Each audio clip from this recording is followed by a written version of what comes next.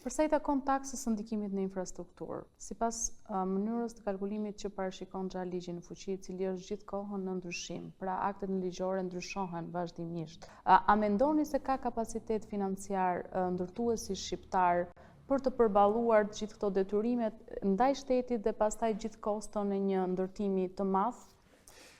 Tani taksa e infrastrukturës është një taksë e domosdoshme që paguhet në të gjithë botën.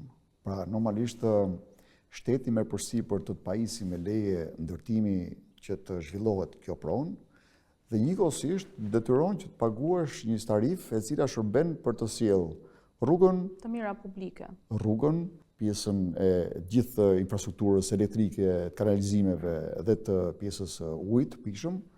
Dhe normalisht për këtë detyrohet që çdo ndërtues apo çdo subjekt që po zhvillon një pronë të paguajë shtetin që t'i garantoj të mira publike. Përndryshe, është e pamundur që një subjekt vetë ta bëjë të gjë të lidhet me një rrjet që është në rang qyteti. Pra, në një mënyre ka pasur një politikë që edhe për ta ndalur pak të hovin e madh që pati pjesa ndërtimeve shumë katëshe rezidenciale, mesat shifet akoma kjo ori për të ndërtuar shumë e madhe dhe edhe ngritja e kësaj tarife nuk e ka zbrapsur tregun për të ndërtuar.